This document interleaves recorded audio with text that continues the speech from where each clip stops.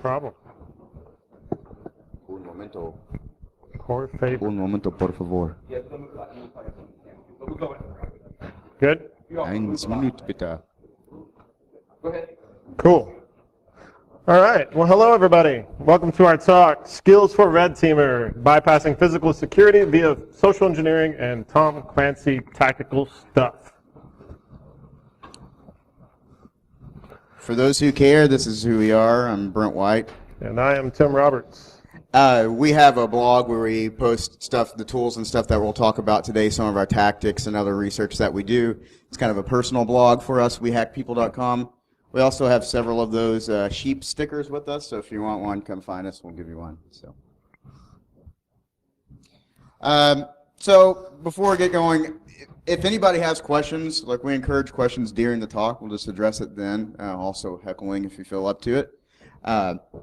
So what do we do? Again, we are physical assessment guys. We do a lot of social engineering, physical intrusion, and it's just something that we both love to do, and it's kind of built into our brains. For example, I was at the Predator Stanley Cup playoff game, was wandering around, found a door that was open, and ended up here for a while, and no one said anything, so I started taking pictures, and one had a beer, so. Okay, so what do you mean by red teamer? So sometimes in InfoSec, red team has become kind of this subjective term that it means something to somebody, something to the client, something to the pen tester. When we refer to red team, basically it's a group of security testers who attempt to covertly identify these gaps in security. This often includes physical and social engineering on-site and remote. This encompasses everything basically. So this is whether it's scenario-based testing, so you're like, well, we want to have a team of 5 guys try to get in here. We're going to look at all attack vectors. This includes wireless, their internal network, application, whatever. Phishing and all that stuff. So it's when we say red teamer, it's basically anybody that's on a red team. Yay. So the word red team obviously gets thrown around a lot, especially if you're in sales or any part of scoping. Everyone says, I want a red team. Like, okay, well, here's what that entails. So which of these would you like? Well, I have a web application. I want you to assess that. Okay, well, that's a web assessment. No, but I want a red team. Like, well, that's not a red team. So just to kind of clear that up, with the pen test, it's usually a short window, maybe 1-2 weeks. You usually do have a very limited scope of what you can look at. They often know when the assessment is going to take place.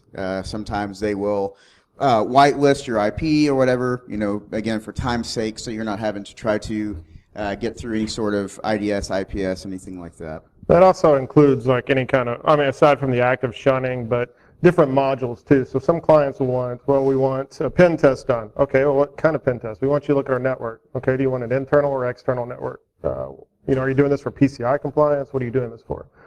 So it's important to ask these questions too to kind of see what they're saying, because like Brent said, there's a lot of times where we hear, oh, we want a red team done, and then we start explaining what a red team is, and then it's like, oh, well, that's not really what we want, I guess. Yeah, they don't even have a handle on their internal vulnerability scanning yet, but they want a red team. We usually try to work them up to that. We don't want to just come in and destroy them when they can't even patch things right yet. So.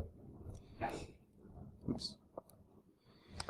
So the thing with the red team too, rarely there are any rules. This can go anywhere from 1 week to several months. Mm-hmm. It doesn't necessarily mean, okay, well, we got a pen test next week. Let's send off our scan notification the week before just to let them know, and we're good to go. A red team takes pre-texting. There's a lot of different phases to it also. So this can extend out to a month engagement, depending on the level of effort and what the goals are for the client and what you've discussed in the kickoff call. So again, some other parts to add for red teaming. It's good to see, if blue team's involved, it's good to see how long does it take them to detect. Okay, so if you're inside their network from whatever means, whether you gain physical access and you plugged into a network drop or got in externally, whatever it was, how long did it take them to actually detect what you're doing? Then you look at how they handle the response. Did people freak out? Did they know what to do? Like, did guys just go home and say, screw you, I'm done? And then once they detect it, how long did it take them to actually mitigate that issue? You know, some of the time, another buzzword, Amanda was talking about buzzwords, purple team, you know, that's another thing, right? Everybody says, well, purple team. Well, it's red and blue combined. Yay, we can do colors. But it's basically working together in conjunction with each other to say, hey, here's the attacks we're throwing out. What is your team seeing? What are you seeing on your IDS, your IPS? And how would you handle this if it were an actual compromise? A red team actually kind of, you're not letting them know. So you're kind of going behind the curtain and doing this. More like a black box approach. Blockchain is still the bigger buzzword, though. Yeah. Blockchain, synergy. So again, red team mission obviously is to try to simulate real-world attacks as much as possible with the things that are in scope, obviously from a way that can help. Not just say, hey, here's all the ways that we broke into your stuff, but hey, here are ways to fix that. Here, let's adjust your rule sets. That way, you can start seeing why is PowerShell calling out to the internet on this one box when it shouldn't be doing that. Why is PowerShell enabled at all on these machines? Things like that. So you're not just chasing vulnerabilities that were found. You're actually strengthening the entire security posture. Another thing too, if you're a client and you're seeing, like, say you do Nessus scans internally, and then you get mad because somebody didn't report on the low finding Nessus scan that you keep seeing on your quarterly. First of all, why do you keep seeing it? But secondly, you know, don't get upset if a red team report comes in and they don't have every granular finding that you do internally that's still existing, because that's not really the goal of these types of assessments. These types of assessments are more the overall agenda of it instead of the all-encompassing view of your vulnerabilities. And that's what a lot of people think of when they hear red team as well. Well, isn't it like the kitchen, everything in the kitchen sink? It's just everything thrown at once. Well, oftentimes there's a goal and there's a scenario to consider when you're doing these types of assessments. Yeah, so with pen tests, sometimes the goal might be, okay, how fast can you get domain admin? Red team, you know, maybe that's the goal too, or you have to consider what the company does. If it's someone that does research, if it's a research lab or something, the worst thing that could happen isn't necessarily domain admin, but what if someone gets in and steals all of their research that they've done? You know, so what's the most damning thing that could happen to whatever your target is? That's something that needs to be very clear before you start the assessment. Instead of, yeah, I got in the lobby and then I went and used their bathroom and then I went home. So, you know, hacked, bro. Whatever. So, again, it's Tim and I were talking. Our specialty is physical intrusion and social engineering. So we're going to start digging into that a bit more in the talk. But before we do that, I want to mention things like open source intelligence, doing that recon, whether it's for the physical side or for an application or just in the company in general. There are so many talks and books and information out there for those that are interested in learning more. We unfortunately don't have time to really dig into that today. I mean, it's an entire long talk by itself. So, so open source intelligence, the whole recon is a super important part of this as well. So, all right, physical intrusion. For those wondering what this is, this Pelican case, this is my PIS. And it's, I'm working on the name still, but it's short for Physical Intrusion Security Set. So we'll figure out a better name for it, but, you know, that's funny. So but with these kinds of tools, these are kind of things that you would use covertly to break in, to bypass either physical access control or electronic access controls, and then what do you do when you're actually in there and you're able to plug into the core switch or something. So that's what we mean by the Tom Clancy garbage, you know, like, or whatever that you want to say, oh, this is spy stuff. Well, this is why, is because there's a lot of gadgets, and a lot of people are automatically like, oh, that's like super secret spy stuff. No, these are things you can buy for really cheap or you can make for yourself. They're not that super secret. So. Yeah, and we also make it a point, all of our physical intrusion stuff, we only use tools that are publicly available and tools that you don't have to have a locksmith license locksmith license or something like that to actually purchase. So anyone can purchase the tools that we use. Yeah. And we do that to show impact as well, like likelihood. So blending in, obviously, when you're doing your recon outside of just open source intelligence, but when you're actually doing physical recon for checking out the perimeter of a building or something, especially if it's a federal client, there's usually a lot of cameras and people that are supposed to be watching them. Can do things, you know, like kind of change how you look a little bit. This one works for Brent like all the time. It's Yeah, 100%. I live in Tennessee, so it's pretty normal. So, just stuff like that and changing around that way for walking around, looking at cameras, and someone asks you, hey, what are you doing? Then, play the crazy homeless guy and then just walk away. Or if you're somewhere where they're dressed nice, try to look the part. Oftentimes we have a few war stories in some of our different talks. I think security guards, LOL, would talk about wearing a suit to get in for interview on that one. Yep. And some other things. Quick war story, I did a physical assessment against my first hospital, so I wasn't really sure what to expect. So after I had been inside walking around, basically went anywhere, which is a huge issue for hospitals, started realizing, okay, sanitation wears these maroon scrubs. The neonatal nurses wear these different types of scrubs. So depending on what they did, they wore different scrubs. I didn't have any scrubs. But the gift shop in the hospital had every kind of scrub that the employees were wearing. And so I went and bought what I needed and had a good time with that. Something else. Sometimes you may not look the part. For example, in this picture of me, I've got a man bun and a big beard. I often do not have a beard, but you may have to adjust accordingly your role, whether or not you're pretending to be an employee. Well, if you're being an employee and you're at some kind of federal location where they have a strict dress code and facial hair, or you're at a plant where they have to have seals for gas masks so you can't have facial hair. These are things to consider too when you're doing your research. So maybe you want to pretend to be a contractor instead in that situation. So look at their visitor log when you go into the building. The visitor log has a list of all their contractors on there. Take a quick snapshot of that, go home, and then look up some fake badges for the printing company or whatever's there as a contractor or consultant. Yeah. That's what we do with that usually. Yeah, well, I'd say oftentimes on top of that too, before you even go on site, a quick Google search will usually you can usually find vendors, especially if it's like if they're a vendor for a government agency or something. Usually they will list something like that to show, hey, this is how important we are and why you should do business with us.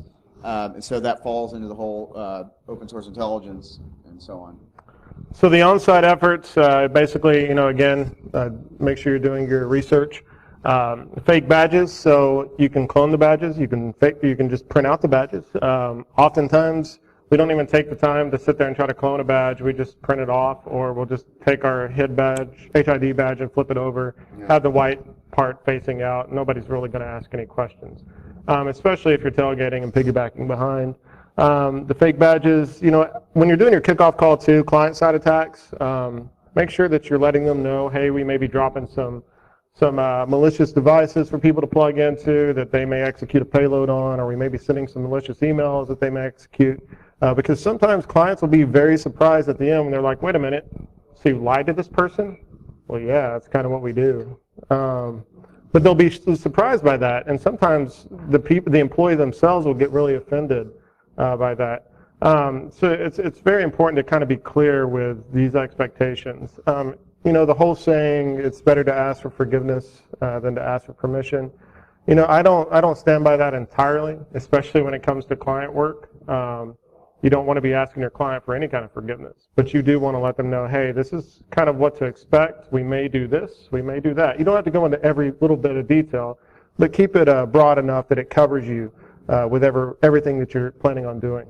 Yeah, basically let them know, hey, we will compromise machines in some way or another.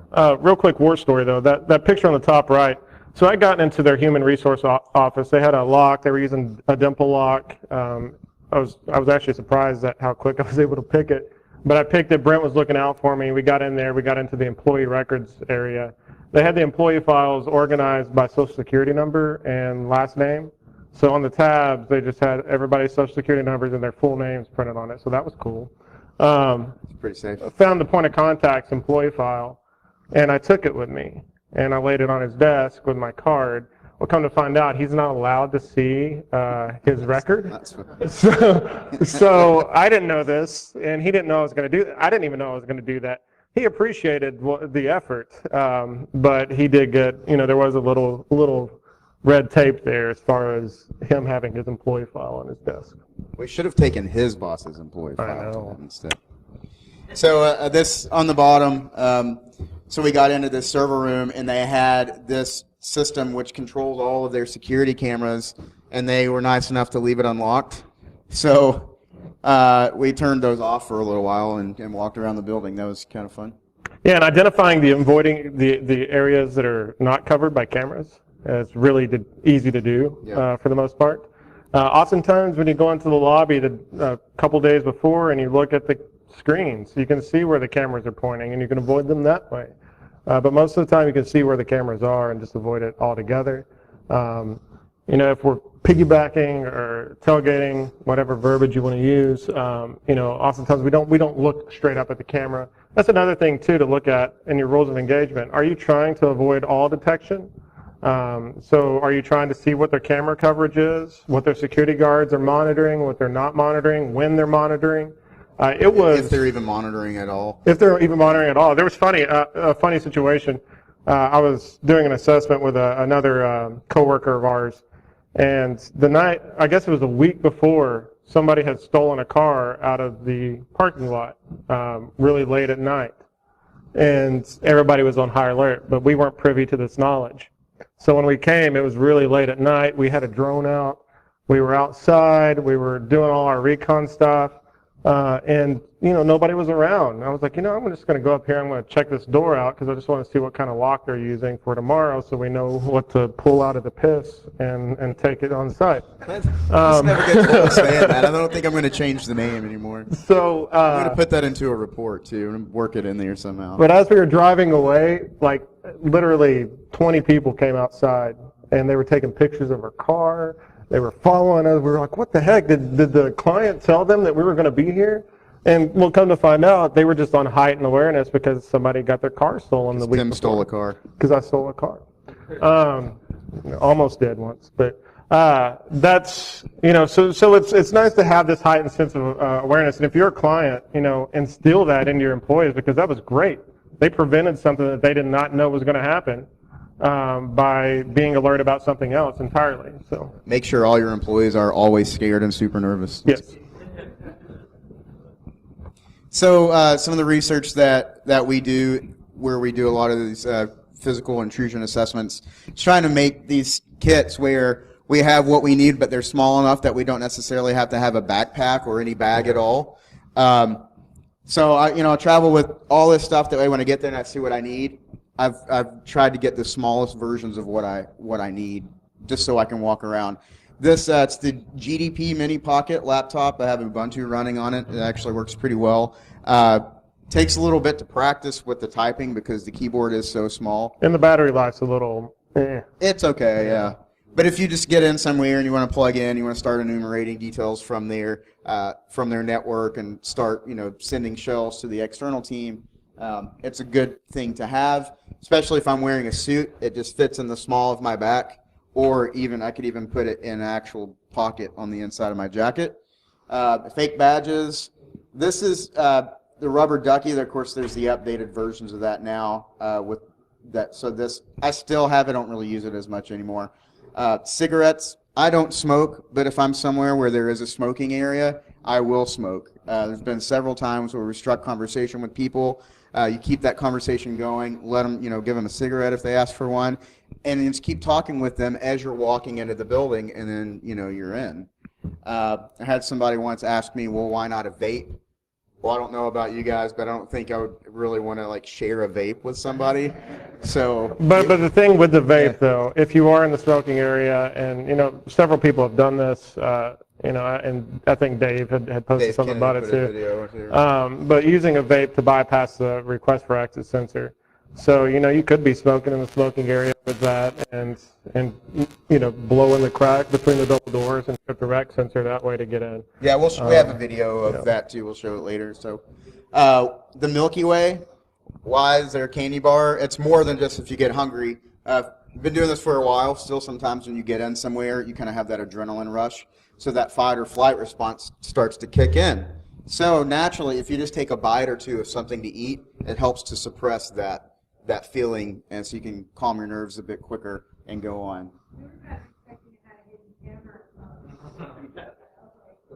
Oh, I actually do have the spy pen that I will keep in my pocket that records. So yeah, I do have that. And you have the glasses too, like that have the camera. Yeah, so I have the glasses that are pretty close to my regular frame glasses that have the camera in them too. This I'll show in different. This is the land turtles. You can see on all these devices, like our key loggers and everything. I like to put this yellow, bright yellow gaff tape on it, and I write "Do not remove" in really bold letters. It works. Plastic shims and the shrum tool and the shove knife. These are all for lloyding doors. You know, and a lot of times people are like, well, these plastic shims, don't cards just work as great? What's awesome about these is they're thick and they're thin. So depending on how hard the lock is or where you need to kind of weasel around, It's very flexible. it's very flexible to do that, and you can cut it to shape it too. All right, so physical intrusion. It's good to discuss, like we're talking about expectations. You want to make sure, okay, when I get into your server room, can I take a server out? Or when I get into your building, because it will happen eventually, can I take a laptop if I see one? What are those expectations? Because again, what did I do? Darn it, Tim. Oh, I think it was Tim's. All your fault. Can't have nice things. Blame me. So, because if you do show in the report, like, oh yeah, here's this laptop that we took out, and it has, you know, some sort of secret information on it, and you actually took it out of the building, and you weren't authorized to do that, that's a lot of trouble. And you can also, you know, the thing too with disrupting production, you know, if you take somebody's laptop, you're preventing them from working. And that could be a whole day's worth of work that they're not able to do. So these are things to consider too. It's cool to sneak in and, you know, roll out on a push cart with a bunch of servers and laptops and stuff. But sometimes it's just, you know, you can just take a picture and say, hey, look what's in my hand. I could have done this. And it proves just, you know, just as amount as rolling out which we have rolled out carts. That's why I use that example. We have rolled out carts with like racks on them and stuff. So yeah, so Jason Street gave this cool idea. So whenever you get into a server room, obviously you don't want to just start unplugging things and unscrewing stuff. That would be really bad. Or really good, depending on what kind of day you want to have. But he actually tells the client, hey, set a rack on the side and put a note on it. That way, when I get into your server room, I know which one I can take. That, you know, have it set up to the side. That way, you we used to have stick a goal. stickers on them too, but it's a little bit better to even be able to say, hey, just stick something in here to see if I can grab it, and then I'll leave with it. Yep. So. If hacking and such is in scope, you want to make sure that you're going in and go quietly, use evasive techniques. Don't always just, you know, kick off your T5 Nmap scan and all ports. You know, all ports and everything. You want to make sure that you're being a little, that's why you have more time. So instead of doing like a week assessment where you're having to just kind of throw everything at it within a short amount of time, doing vuln scans and pen testing, you know, with a red team, you've got a lot more flexibility to do this stuff. Yeah, Fuzzy Nop, Josh Schwartz, if you guys are familiar with him, dual core. So he does a course that I took at DerbyCon for advanced red teaming, and he digs in a whole lot, almost like, I call it creeper level like open source intelligence, where you basically, if you're trying to find a way into a company and you're just kind of having a hard time, then you start going after employees almost to like creeper level, where you like know their pets and their kids and be friends with them, yeah, and stuff, and like chat with them, make up a fake social network. Yeah, if they're part of name. groups or something like that, start sending them like phishing emails so you can get in. So there's all these different things to consider for these longer term engagements. So that's not me. I didn't. Adrian, stop. I can't control it very much. See, Tim? Can everyone hear me? Get the hell out. Excellent. All right. As long as we have it good. We gotta get the video. Oh, that's Yeah. true. Okay. So, for those watching the video, we apologize. My stomach. And we're back. Security awareness and incident response testing. So if incident response testing is part of the assessment, Brent touched on this a little bit earlier. We like to try to get caught sometimes. So say we've been on site for a few days now, we've done everything that we did, we're like, okay, well, we've harvested all these credentials, we've done these databases, we've gotten access to their server room, we've bypassed this, we got in the CEO's office, it was awesome. We've got about 4,000 Cobalt Strike beacon shells still calling home. And you still have plenty of hours remaining to help the client out. So what can you do? Well, let's try to be absurd and see if we can get caught. So wear a bright colored shirt. We actually have a shirt we just made for these types of engagements, and then big bold letters on the front, it says, "I'm not supposed to be in here." Yeah. And that's all it says.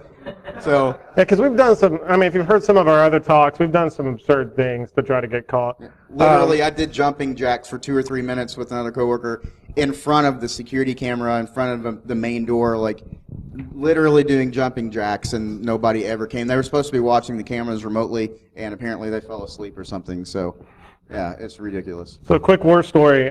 So the joyous lady here in the picture, we were cracking her up. We were making her laugh. Brent, me, and another coworker were there. We're talking to him. One of our coworkers is trying to pick the lock on a giant shred bin with sensitive data in it. And so we're trying to make a distraction for him because this lady's nearby. And Brent starts talking to her about her daughter playing soccer, because Brent's got a daughter. And begins just talking about soccer and their kids.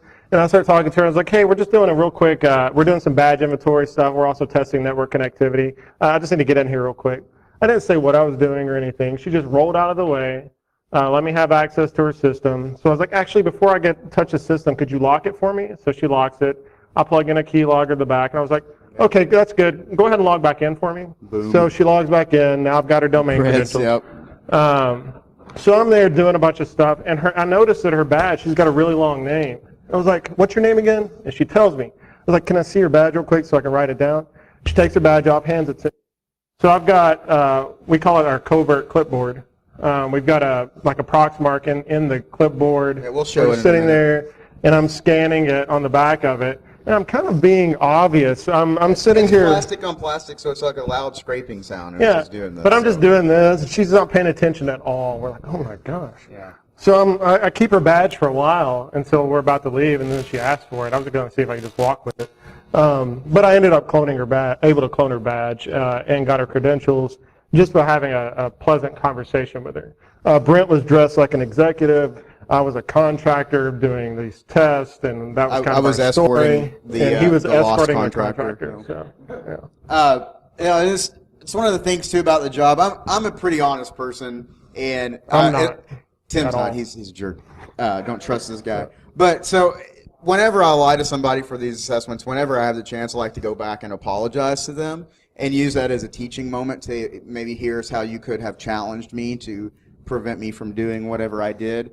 And I felt so bad because this lady was so nice. She was really sweet. Here I was like building this fake rapport with her, talking about her granddaughter's soccer and other stuff. So, well, let me touch on that a little bit, because we had one of the guys on our team. He hates doing social engineering at all, whether it's remote or on site. He just does not like to lie to people. He feels very guilty for it. And I've ran into several people that approach us after our talks and be like, hey, how do you get over that kind of guilt? Do you feel bad about it? Well, I don't. But if you do feel bad, one of the things that I always remind myself is that we're doing this as an assessment. We're not doing it as criminals. We're not, knocking over your door and breaking stuff and stealing your money and everything. We're not criminals. We're doing it to help better with the security culture, the security awareness training. And so always, even think about this, if you're somebody's boss and you do an assessment like this and somebody really fails and drops the ball on this. So don't go straight to them and fire them. Because that person, it is a training opportunity, unless they've had continuous issues, right? It is a training opportunity, and they're going to go and they're going to tell everybody else, they're going to tell their friends, and now it's spread to more of a widespread, robust security awareness training. Instead of just the point and click, here's your annual training, take your 10 questions, and did you score 75% or higher? Okay, you're good for the rest of the year. Human firewall. So, yeah. Okay. Oh, this picture. So this was a different file room. This was actually for a medical facility, and so they were like, okay, everything's in scope, but you can't go in this one room because it's off limits and it's too secure. You can't get in anyway. We have new locks. Okay, cool. So that door they showed us, we didn't go through that door. They had a back door Connected to a training room, and it was unlocked. Yeah. So they're like, we told you not to go in through that door. Look, we didn't. It was unlocked through the training room. Yeah. So, yeah, they were super secure. Everyone always says that. You guys are never going to get anything. You know, it's like, okay, game We've also on. had to tell people, so you guys are going to get shot. Like, don't tell me that. Yeah, nobody wants to hear Yeah. that. Oh. Cool. All right, so we talked about that already. So inside, outside, man. So this is basically part of the red team that's going to involve multiple parts of an assessment where you do the physical, internal, external, things like that. So one of the things I like to do once I get access to a building, the first thing I do is I go find an empty cubicle that's not being used. And it's great when you go in and it'll say like guest 1 or guest 2. They actually have assigned guest cubicles for remote employees. And I'll sit down and plug in. Usually I'll unplug the phone and just go straight into that network because it's usually a bit more open. So then I'll start sending shells out to the guys outside, and whether it's that or dropping man-in-the-middle devices or whatever it is. So part of my goal, other than getting physical access to something, is also opening up the network to the guys on the outside in a secure way, obviously. We use all clear text stuff. Yeah. So the coffee war story real quick. So it was this, I don't want to give what they did, but there was this pretty big company, and we were doing an assessment for them. It was kind of a red team. There were only 3 of us on it. A guy that was remote, a guy that was on site with me, that was doing the wireless from the car, and waiting for me to get inside, plug in an access point for them to drop onto their network and begin doing their thing. So it was super early in the morning. I wanted coffee really bad, so I went by Starbucks and I got 4 things of coffee, and not just for me. But I came in and I had printed off a fake badge. They didn't actually have a badge. I didn't know that they quit using them. So I came in. They didn't say anything about it. They looked at my badge and they were like, "Oh, hey, what's up, Elliot?" I'm like, "Oh, hey, how's it going?" I'm actually here. We've upgraded our lines. Have you guys noticed any kind of connectivity changes? Is it better? Actually, it's kind of crappy. Oh, yeah? Well, hey, I brought some extra coffee. Does anybody want some coffee? And so I just give them coffee, and we just build rapport. Oh, this person is super nice from corporate, and he's bringing me coffee, and we're talking about all these issues, right? And so I dropped an access point in there. And I was like, oh, I just got to make a quick call. And I called Chris. I was like, yeah, I'm doing the test. Okay, what's the up speed? Okay, great. What's the down? Just whatever. You connected? Okay, great. Awesome. Yeah, well, it looks like it's working on this end. And then I hang up, and then I'm done. She had asked me, because I put in a keylogger for this too, to get her credentials to pass on to the guy that was outside. And she said, oh, is that Bluetooth? Is that one of the Bluetooth keyboards or something? I was like, yeah, like it's actually kind of a Bluetooth thing and stuff. And I was like, can I leave it in here for a little bit, And she's like, oh yeah. So I just left the keylogger there, and we were able to pull it because he connected remotely, and we were able to pull a bunch of stuff of what she was inputting and everything. So that was kind of funny. Great. Or what to look for. So one of the things we always look for are shredder bins because they're crap. The locks are crap. The bins themselves are crap. As you can see, simply lifting the lid up and putting our hands in there. And that's a game that we call Shredder Bin Bingo, where we can basically see, and we've gotten home loans, passport copies, photos, so much stuff. So words of advice, if you're going to do shredder bins, make sure they're in an area that's not, right in the main hallway, somewhere that is harder to get to, and make sure that they aren't awful. Another funny story. That's neat. This is Tim. This is a vending machine, and to the right here were That's my ladder. Yeah, the cafeteria doors, and this was at lunchtime. We were trying to see what the heck do we have to do for somebody to say, hey, guy, why are you on top of a vending machine with your head through the ceiling? And I hadn't looked to see if they had floor-to-ceiling walls to their server room, which was on the opposite side of this wall right here. No one ever said anything. They would come by and yeah. And I crawled over the wall and got into their server room. Yeah. So bypassing their two-factor authentication, because they had a PIN and they had and the badge access to get into there. And most of the time, you know, it was funny as we were doing an assessment together. This is actually not too long ago. Brent and I were on site, and it was the walkthrough afterwards, because they had told us do not lift the floor, don't go under the floor over. Okay. Yeah, well, sure, we won't do it. Can we see it? Well, I don't know. Let me ask. We have to ask our client or another client. I'm like, okay. Well, finally we convinced them to do it, and they lifted it up. There was a huge gap. I mean, we could have had a picnic. I probably could have stood up like this and just walked under it. It was ridiculous, and it was air conditioned. And I was like, man, I could camp out in here until everybody left. We should have brought our hammocks. Yeah. And hooked our hammocks between the floors. So even if it's not in the scope, and even if the client says, hey, don't do this, try to talk to them to be like, listen, you probably have something really ugly under that rug that I need to show you that you may not be aware about. So, like, it's a monster. Yep. You have a monster under your floor. Tim? I don't know what that is. Oh, I think we already talked about this, right? Yep. Okay. So, sensitive areas, we kind of already touched on this a little bit. So, security controls, again, floor to ceiling, gaps in door frames, and we'll show some bypasses. That's physical gaps in door frames are one of the great things that help us get into several places through bypass tools. Another thing with the floor to ceiling, just real quick. So the IDS, we mentioned that.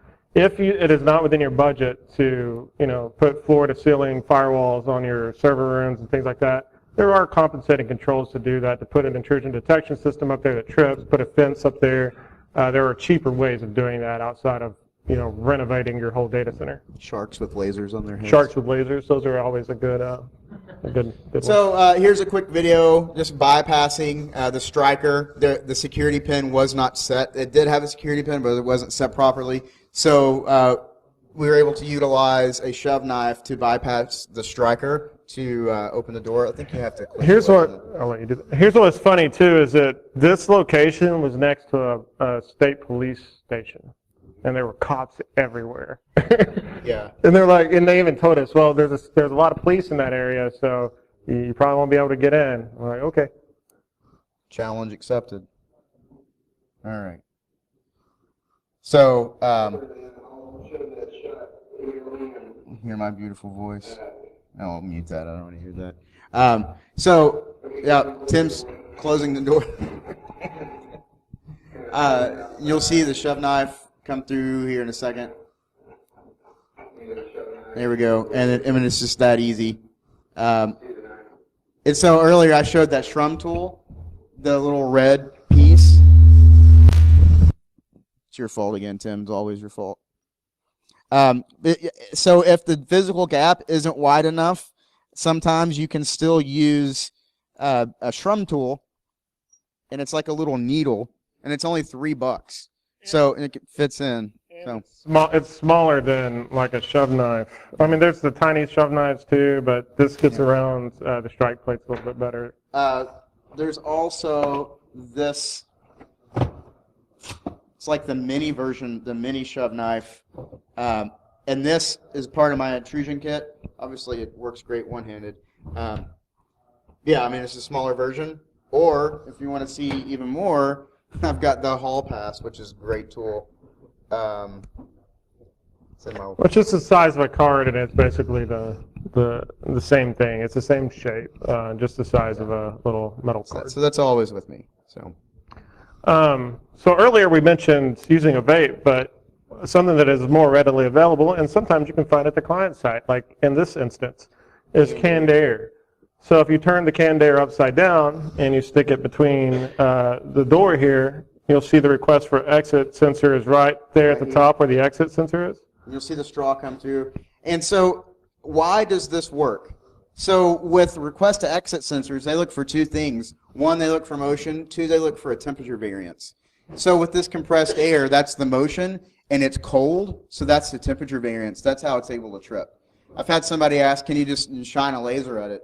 Well, that's just motion. It's missing the temperature variance, so that doesn't work. Maybe on older models, maybe. Yeah, and even But- some of these older ones, they require the heat too. So you're getting cold from that. So some of them are the heat signature is specific to either does it fluctuate in higher heat or lower heat and things, or at all.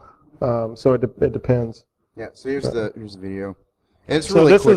is our coworker Drew Culberson. We're recording this. He's on the other side.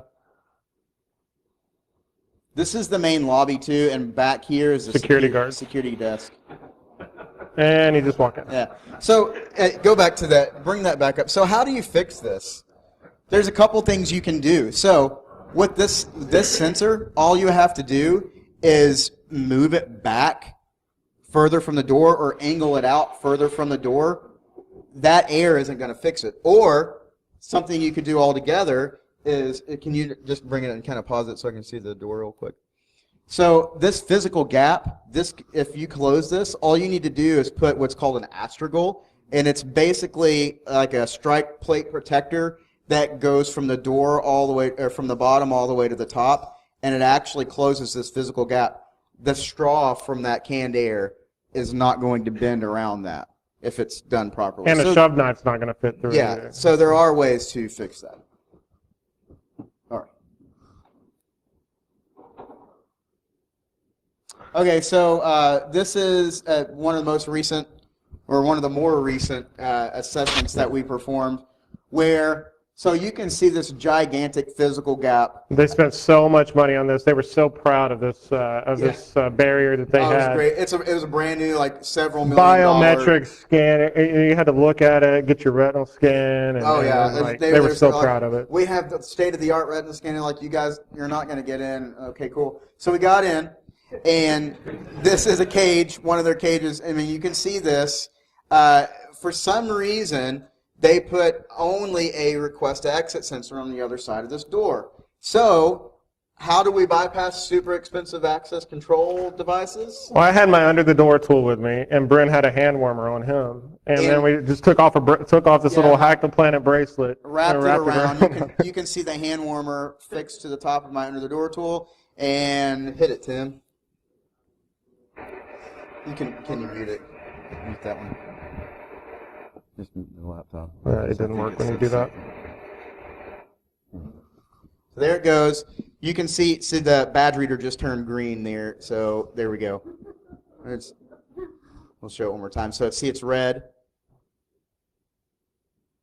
Goes through, goes up towards the sensor there, and it's beep. green, and there we go. Super cheap. So they were really disappointed in their use of funding. Why did we bring you? We were so secure before you got here. Yeah, badge cloning. Again, Proxmark 3 Easy. We also have a few other Proxmarks. The RDV2, any of the Proxmark like devices. Yes. Yes. Yeah, it was hard mesh. It wasn't the flexible, so they were extra secure. Do we have that picture of?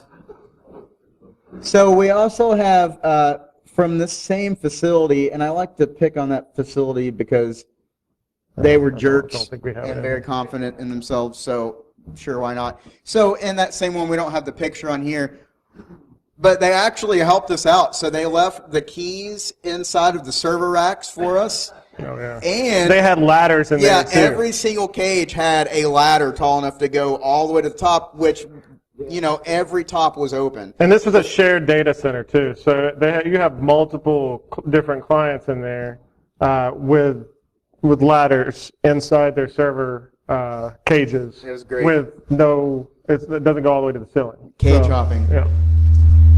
All right, so we have to trim this. We had to sanitize this quite a bit, but Tim actually went up to a security guard. We like to pick on security guards quite a bit if you haven't seen our history. Yeah, and we don't have anything against security guards. The only reason we do that is to point out that most companies place so much responsibility on the shoulders of one, maybe two security guards. Or somebody that's not even a security guard. They're your admin, and now you're a security guard too. Here's some multiple the hats for you to wear. receptionist, maintenance men often. But they put this huge responsibility of the physical security on the shoulders of just a couple of security guards. And so we don't pick on them to make fun or anything like that. We do this to show, hey, you need more than this. This is why this doesn't work. So just wanted to clarify that. Yeah, so this side, I was talking to the security guard and I bumped into him and snagged his badge.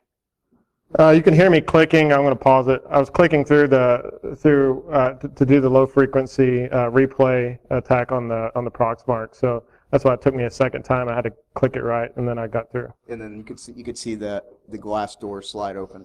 Yeah. Yeah, there you go. And this one, I wish that we could show you. We actually had to like zoom in, and we couldn't zoom in enough. So then Tim zoomed in on his phone and recorded the video of it playing on this computer so that we could zoom in enough. But so we were doing an assessment, and this guy was like, "What are you doing? I'm super tough. I'm going to stand here and watch you. I'm going to watch what you're doing." And so Tim said, because it was afterwards too, and I was like, "Well, go ahead." Oh, and Tim's like, "Well, we're just testing some security controls." And the guy's like, "Well, I'm going to stand here and watch," and stands there like this with his badge like this. And Tim goes, "Okay, cool." Walks up to the guy, clones his badge, and then right away, he's like, "Okay, cool." Clones his badge, and then like there we are, right? And then he's like, "Okay, thanks." The guy still stands. And they had a similar one to that other facility too. If you look at you're asking about the the mesh. Yeah, and then the guy, I don't even think he noticed because he didn't do anything. He didn't flinch because Tim just held it. He was like, all right, held it up to him. That's cool. Yeah, and he stood there. He watched him hold it to the badge reader to open the door, and he still just stood there. And we were inside there kind of, just talking with the guy. And after a few minutes, he's like, okay, I'm going to go now. I'm like, all right, thanks. Have a good day. Good talking with you, bro. So easy to make covert clipboard. Tim actually has one that's custom made. It's a lot more cool than this. But when I did that assessment on the hospital, if you go to the wehackpeople.com, I have a bunch of patient surveys that you can download to print out. Because apparently at hospitals, they like to use volunteers to go around and fulfill patient satisfaction surveys to make sure everyone's happy. So that's what I did. I printed a few of those out. Bought a cheap clipboard. I took my Proxmark 3 apart and used gaffer's tape. That's the battery. That's the Proxmark. That's the low frequency and high frequency antenna. And so that's it. So there's your badge cloner. So you walk up to somebody. Easy to hide. If you're standing in a lunch line near them or something and you have the clipboard, just walk up to them and you're like, hey, how's it going? And kind of stand uncomfortably close to them. Something funny about this clipboard too. Brent, me, and the guy that you saw using the Candair, Drew Culbertson, we were at a company event. They were doing some barbecue or something. Oh, yeah. So it was really easy for us to get in there because everybody was outside. There was a heavy flow of traffic in and out of the doors. We just had some fake badges. We had the clipboard. Well, people were standing in line for a picture. It was like it had like some big banner to increase morale, like Synergy. Yeah, it says Synergy on it. And people were standing in line, and their badges are here, and people have hot dogs in their hands and drinks.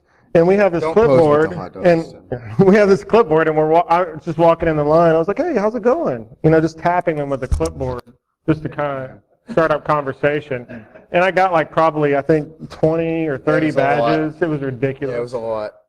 We were like, well. We even took a picture, too. We even got a picture with like one of the employees. Yeah. We're like, hey, man, get in here. They're like, all right, you guys come in here. So we were like, and so that guy that he just stole his badge, he's like, okay, so we have this corporate event photo with the three of us plus some guy that we stole his badge, and it's hanging on my wall at home. It's pretty awesome. The food was good too. It was. Yeah. Free food and get the break in. Yeah. So badge interception again. Red team usually have some time to kind of play around. Again, more beating up on some badge readers here. And plant a device. So parking garages, things like that. Pull that off. You can add these interceptors. Basically what it does, you plug that in there, you put it back on the wall. It has a built-in Wi-Fi access point. Or Bluetooth if you're using the Bleaky. Yeah, the Bleaky has Bluetooth on it. So you just wait for a while. You can log into it from a distance, and as they swipe badges, you also have the badge, and then you just write it to your Blink badge. Or you can just replay it from your phone. So if you're connected to it via the Bluetooth or something like that, like the Bleaky has these like little vampire clips. You just clip in there after you take the face off. You connect to it, and you can replay the last badge that was scanned. So you wait, and you just push replay, and then it just acts like, the person just scanned in their badge again, and then you just follow behind them. Yep. And more what to look for. So this is Tim using the under the door tool. We already talked about this too. This is the rec sensor with the air being bypassed. So when is it appropriate to keep pushing? This is Tim. This is a security guard. These are my hands. This is their badge of employee, visitor, and contractor IDs. So if employees left their badges at home or something, they would get these temporary badges that were always active and that they kept in these binders. So I know we're short on time, but long story short, again, this more info on this particular, we love telling this, the security guards LOL talk, it's on there. So basically, long story short, Tim, that's going to take you a while to do that badge inventory. Why don't you go sit back there? So he ends, and the security guard's like, oh yeah, honey, come on, come sit down. Pulls out a chair for him. After a few minutes, she's like, oh, let me show you where the contractor badges are. Because I'm asking her all these questions. I said I'm doing like a third-party assessment to see what their badge control policy is, and if they keep an inventory of their hard keys, and if they do, where do you do that? And she's just walking me through this nonsense inquiries that I'm having as an auditor as I'm going through. And that's one of the guises we use quite a bit is, oh yeah, we're doing an assessment, we're doing an audit. Because if I were really a criminal, that's what I would do, because you get so much access to things. Or something that always works too is walk in and say, hey, I'm here. I've heard complaints that your network is slow. Everyone, yeah, my network sucks. It's always slow. Yep. So they're actually got into this building. I had done my thing. I've been sitting at this cubicle for like an hour. It's like, okay, guys, I'm going to go walk around a little bit. Wasn't really sure to go. This was a federal client. Walked by a door that had a sign on it that said, secret comms room. I was like, cool, I'm going to go there. So they had the pen pad, finger, the biometric reader, and you had to badge in. It's like, well, I don't have any of that. But I do have a piece of plastic. Let's see if that works. And so and these are those shins we were talking about earlier that they come in different, like, yeah, they're either bigger or smaller. So I got into the secret comms room. Well, it gets even better. I go there. They have all the blank cat cards laying around for the employees. So I got a couple blank ones. Actually, the client let me keep them when the assessment was over, so that's cool. Inside was another door with a red sign on it that said top secret comms room. Awesome. Thank you for the help. The top secret comms room is in the secret comms room. Yeah, if anybody wants to know where to look, there you go. It's a rabbit hole. So they have this Kaba MAS X10, which is a very secure lock. It's basically like a safe dial with a digital digital numbers on top. So not only do you have to put in that code, but you also have to do your fingerprint, PIN, and your badge. It's pretty secure. Four-factor authentication. Yeah, but it doesn't matter if you don't set the security pin right and you have a physical gap in your door or a piece of plastic just gets you right in. They weren't happy about that, by the way. So when to be bold and safe. I know, again, we're running low on time. I'm going to let you guys appreciate this gift for a moment. There we go. All right, so escalation, points of contact and such. So make sure that you always have your letter of authorization or your get-out-of-jail-free card on you at all times. Yep. I keep a fake one on me to test incident response sometimes, so near the end I'll really push the limit, and then if they try to catch me, then I'll give them the fake one just to see if they follow through and call who they're supposed to have. That's very risky. It is. No. So here's something. Fake letters are awesome for incident response, but something to consider. If they say, what are you doing? Well, I'm here doing this assessment. And they look at it, and on our fake letters, the address is the address of the White House, and we use something that was like Skyfish. I don't know, something, fish nugget security or something like that. It's something like completely stupid. So if you actually pay attention to it, you're going to realize, okay, this is not legit.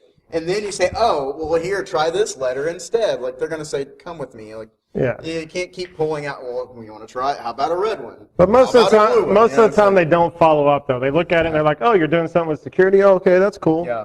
And they give it back to you. Yep. That happen. I mean, the times that I have been caught like that, it's easy to get out of. baseline skill sets, just to kind of rush through this last couple slides here. Lock picking, make sure that you're not just, hey, I can rake now. I can use bump keys. And you're getting in there and you're messing up the tumbler pins or the pins on the lock or something like that. Hey, I have a new drill. Yeah, so keep that in consideration. A lot of people don't consider that, because it's easy to rake a lock and stuff like that, especially if you're doing covert stuff and you're sweating and you need to get in there really quick. But, just be considerate of the alarm that's going off in this long. Are we supposed to evacuate now? I'm scared. Talk's over. You guys suck. Good. All right, that's all the time. If you guys want to come see some of the tools and stuff, have questions for us, please come talk to us. We'll head out there. But thank you so much, and have a good rest of the day, everybody.